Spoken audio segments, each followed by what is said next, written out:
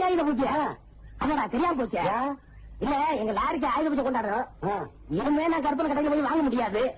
அதனால தட்டி தரையா தாராளமா உனக்கு இல்லாததா இந்த மணிய கூட கற்பனைக்கா லாரி இல்லையா பெருசாவே பாவி. அவன் ஏடா ஓடமான பையா ஏதாவது எதுக்கு பத்துவார்.